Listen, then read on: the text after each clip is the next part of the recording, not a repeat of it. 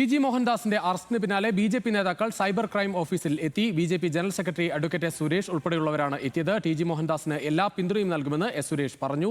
കൂടുതൽ വിവരങ്ങളുമായി ചന്തു ചന്ദ്രശേഖർ ചേരുകയാണ്. ചന്തു, എന്തായാലും പിന്തുണ അറിയിച്ചുകൊണ്ട് ബി.ജെ.പി നേതാക്കൾ ഒന്നാകെ തന്നെ അവിടെ എത്തുകയാണ്. പ്രത്യേകിച്ച് ടി.ജി. മോഹൻദാസിനെതിരെ ഉള്ള വിമർശനങ്ങൾ ഒരു ഭാഗത്തുണ്ടാകുമ്പോൾ ആ സമയത്ത് തന്നെ വലിയ പിന്തുണ സാമൂഹ്യ മാധ്യമങ്ങളിലൊക്കെ നൽകിയ ആളുകളാണ് ബി.ജെ.പി പ്രവർത്തകർ. ഇപ്പോൾ നേതാക്കൾ തന്നെ ഈ കേസിൽ നേരിട്ട് ഇടപെടാൻ വേണ്ടി കൂടി അവിടെ എത്തുകയാണ്.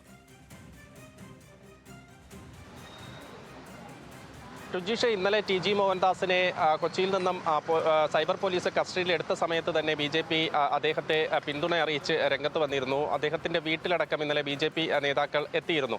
എന്തായാലും ബി.ജെ.പി ടി.ജി. മോഹൻദാസിനെ തള്ളിപ്പറയുന്നില്ല. പക്ഷേ അദ്ദേഹത്തിൻ്റെ വാക്കുകളെ തള്ളിപ്പറയുന്നു എന്നതാണ് അല്പസമയം മുൻപ് സിറ്റി ക്രൈം സൈബർ ഓഫീസിൽ എത്തിയ ബി.ജെ.പി സംസ്ഥാന general secretary advocate S. Suresh വ്യക്തമാക്കിയത്. അതായത് ടി.ജി. മോഹൻദാസിൻ്റെ ഇപ്പോഴത്തെ അറസ്റ്റ് സർക്കാരിൻ്റെ ആസൂത്രിത ശ്രമമാണ്. അതായത് ഈ മത്സ്യത്തൊഴിലാളികൾ പ്രതിഷേധിക്കുന്നു.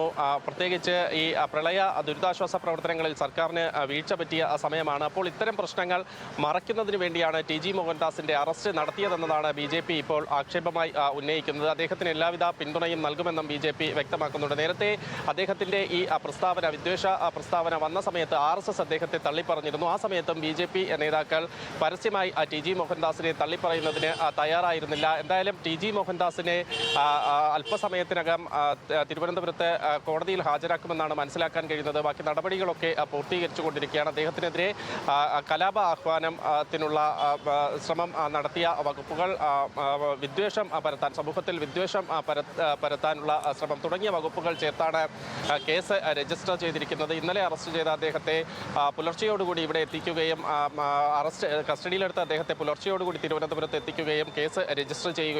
എന്തായാലും ഉച്ചയോടുകൂടി തന്നെ കോടതിയിൽ ഹാജരാകും. ടി.ജി. മോഹൻദാസിന് വേണ്ടി ശാസ്തമംഗലം അജിത്തായിരിക്കും കോടതിയിൽ എത്തുക. രുചീഷ്.